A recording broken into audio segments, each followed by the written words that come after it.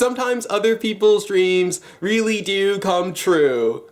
Greg Robbins is a director, producer, writer, and occasionally actor who felt that television needed another faithful series that would help sell gold crosses and Jesus Fish bumper stickers, so he began work on Pastor Greg, his sitcom about a party animal who finds faith in jail and turns his life around to sign on as a pastor to a small town church. And after the success of the pilot episode, as well as today's focus, Pastor Greg's First Christmas, Greg was able to launch the series with the help of Cornerstone Television. So today we're taking a look at one of the major reasons Pastor Greg became a lasting sitcom of the mid-2000s. Yes, it's that recent. A homely man changes his ways and becomes a pastor. That's the hook. But a Christmas special that's a little less earnest and a little more earnest? That's the good hook.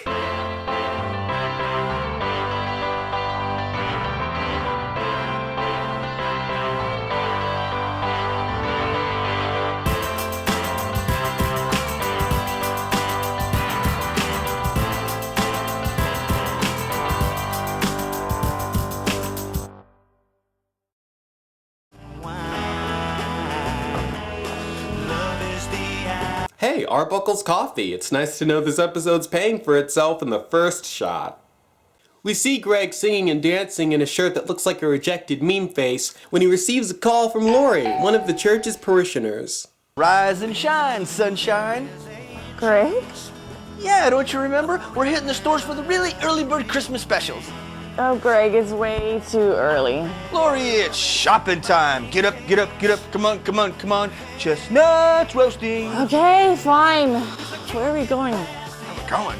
We're going to Kmart, girl. Jack Frost leaping. Oh, yeah. Please don't tell me Kmart is going to turn this into one giant ad for Kmart. You don't have the guts, Kmart. So after the intro puts us at ease with 3 different fonts, one of which Comic Sans, we see our episode title in a completely new fourth. Okay, we need to credit the director. It's come down to papyrus or curls. I know, we'll use trendy and wingdings. That looks beautiful. Oh, brother.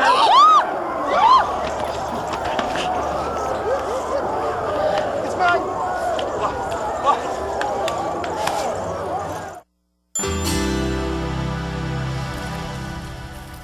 What was that? Yes, this is the real transition they used to show we're at the church now. They have church, stained glass, zoomed in church, cross, and scene. I thought it was a Kmart until they showed the church a second time. That's when it came together. Frank, what are you doing? Hi, Calvin. I'm putting up Christmas tree lights. This looks like a big mess to me. Yes, Calvin, it is a big mess. Well, this is an awkward scene. I wonder how they're gonna transition out of it. So what are you doing right now? I'm fixing the Christmas lights. You want to help? Sure. Hey, man, thanks. I'm so... Yeah, that was their cut. You know, I'm just gonna try and shut up and let this thing breathe for a while. I swear. After Pastor Greg drops his tray in front of a man who is already covered in props, this happens.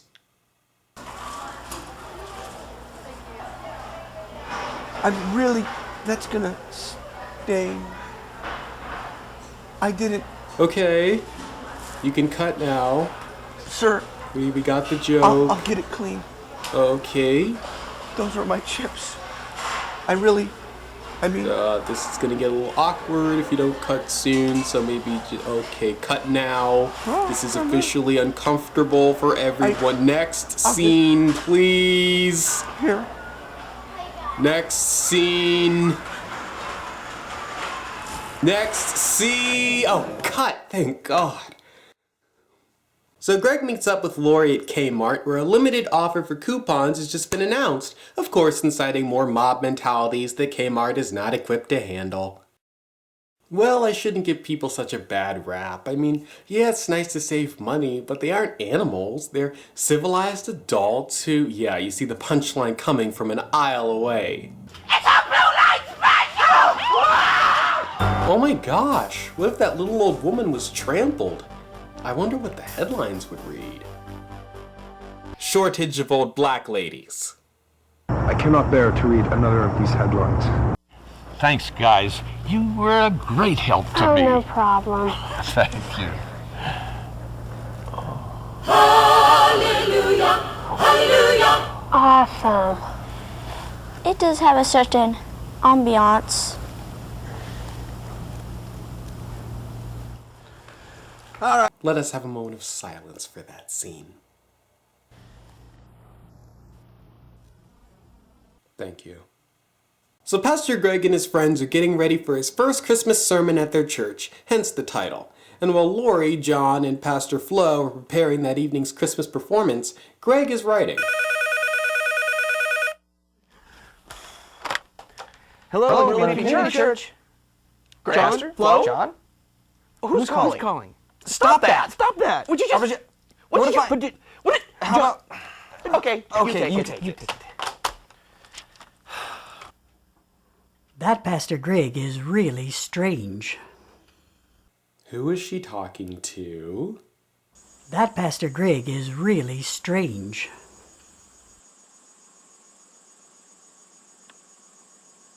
Maybe everyone's a little strange. A scheduling error results in them all needing to use the church at the same time. I'd say they resolve the issue, but they don't. They argue and bicker in a way that's obviously unchristian, and unfortunately unfunny too. And in what is supposed to be the first Christian sitcom, that is actually the worst thing that could happen when not on purpose. Fortunately, and I'm assuming this through the eyes of the show here, I guess we have divine intervention in the form of some Kmart elves with a free shopping spree for Greg. You have won the Kmart Christmas Eve free shopping spree. No way! Oh my goodness, Merry Christmas to me! Woohoo! Stuff! A free shopping spree at Kmart? This is even better than... Pastor gets to go shopping at Kmart. So when does he get to do this? Christmas Eve. Excuse me? Christmas Eve at 10 p.m. No! Don't you ever talk? The Christmas service, I can't go! No, that's okay. We can make this work. When there's stuff involved, there's always a way. Pastor Flo agrees to stay at the church then so Greg can make the spree. We'll be there.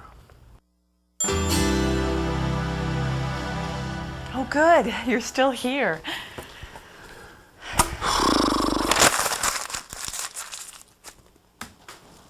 Having trouble? Lori, I want something different. Speaking of different, have you been wearing the same shirt this entire time? How long has this been? Oh, are we still on for renting a movie tonight? Yeah, sure. How about, Time Changer? Oh, I heard that was a good one. Time Changer. A good one. They say no one can change the past. Russell Carlisle's been dead since 1936. That can't be the same guy. One man must. Carlisle, in a hurry to go somewhere? Time Changer. You must see for yourself what happens in the future. All in due time. So Greg and Lori make plans for their movie night to watch Time Changer. I have to wonder, are they dating? We don't see them watch the movie, so it's not clear if it's a public event or a quiet evening between the two of them. I'd have hang-ups about dating a parishioner if I hadn't even been a pastor for a year yet, dude. You know, most of these children are very poor, and they need things like food and clothing much more than just stuff to play with. But they like things to play with, don't they? Oh, you bet. Some of these kids are going to die, aren't they? Some of you kids need school and acting lessons much more than you need a role in this episode. But they like acting, don't they? You bet. Some of us are going to die, aren't we? Yes, Calvin, some will. So after that unfounded tonal shift, we see Greg folding up some pizza boxes to properly dispose of them into recycling, when a homeless man captures his attention. Nice move. Thanks. So, you come here often? I don't know if you've noticed, Greg, but this isn't a bar. You want to come inside? No, I'm fine right here. Well, I see you know who I am. Yeah, you're the new pastor everybody thinks is kind of strange. Yeah, so I'm told. Never changing your clothes doesn't help either. Having trouble with your sermon, huh? He who made them in the womb made me. What'd you say? Pastor Greg! Telephone. That's one strange old dude. What old guy? The guy I was just talking to. He isn't there anymore. He isn't there anymore. He isn't there anymore. Oh, what do you know? And the chair, chess table, and garbage can Greg were sitting on are gone too. So that means either Greg hallucinated the homeless man playing chess and sitting down, or it's one of those universes where angels randomly appear to give mediocre advice on mediocre situations. We follow Christ. It's a new day.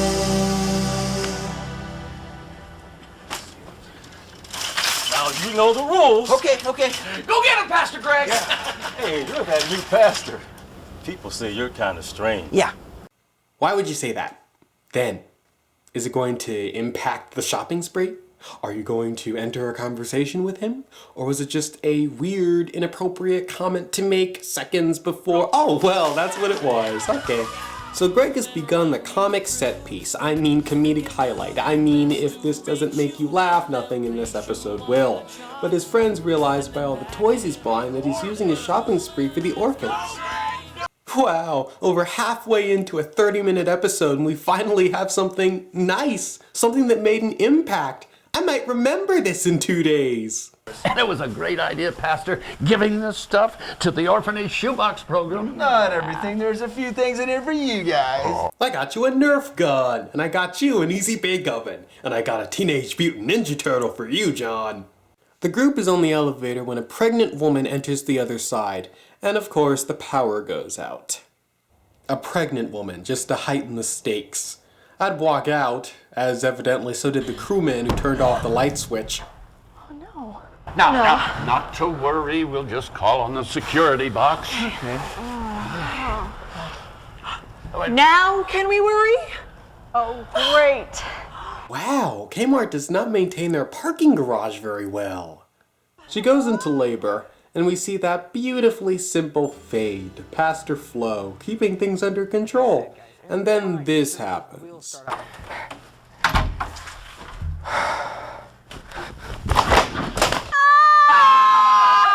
No, the phone was not ringing. I guess he needed to talk to Greg, and he felt he needed to be a cartoon character to do that. You're the pastor? Yeah. This is John, Lori, Frank, and I'm Pastor Greg. Hi, I'm Lori. Oh, yeah. You're that pastor. I heard it's a bit strange. Seriously, did y'all have a town meeting and take a vote or something? Only when we thought you were a predator to this town's innocent homeless. They have reception and manage to get a call from Pastor Flo. It goes nowhere. And they turn their attention back to Lynn, who they feel is going to deliver tonight. Pastor Flo, what's going on? We need to start the service.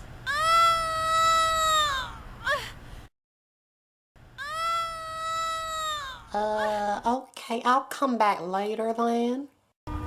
Inside you, getting ready to come out in your life in full force, is God's perfect love for you. Your baby. And you know what? What? He wants his life back. My baby? Well, it's nice to know you're not guilting this woman at her most vulnerable moment, not when you can score 2 more churchgoers out of it. Greg gives a long speech, or sermon if you will, and he realizes that the cryptic nonsense he heard was referencing this incident. When my husband left me, I didn't know what to do.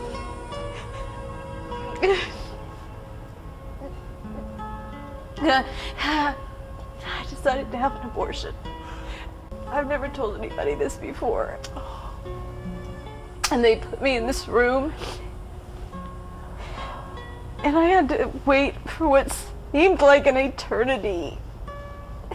I just couldn't wait anymore. I gave those guys a terrible Yelp rating. But seriously, it went there. This special went there. The first 15 minutes of this were pointless. They were without point. There was no point. You did not laugh. You were not charmed. And you learned nothing. They should have ran with that. Points for consistency, at least. Push! Okay, all right. Now breathe. Listen. One more push. Maybe just push. Push! Okay.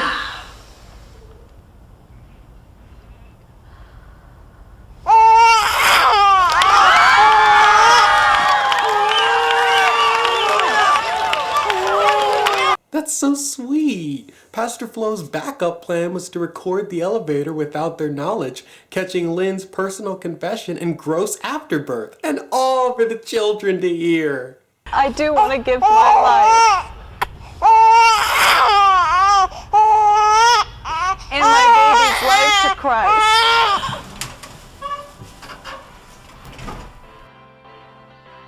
I love that that's when the elevator opens, implying that if she hadn't committed her and her recently unborn child's lives to God, he would have trapped them in there until she committed her and her recently unborn child's lives.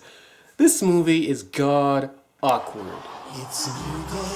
What is this thing's deal? No transitions, too many transitions, abrupt cuts with no musical sting to ease the transitions, and fades from boring ends to boring beginnings. This special is 15 minutes of nothing but 20 seconds of mediocre skits barely leading up to an agenda, versus that heartwarming, sensible ending you could tell they wanted.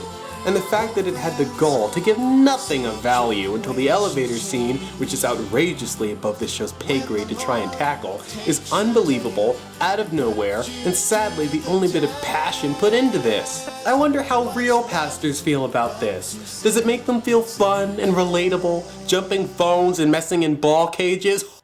Here's holding out some hope for next time. Maybe it's a gem in disguise.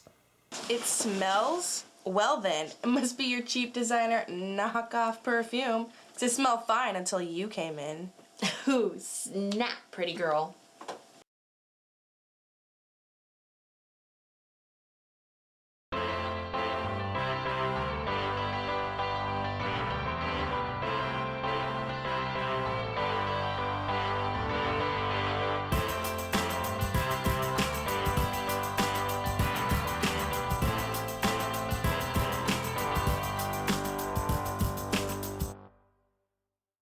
Hello?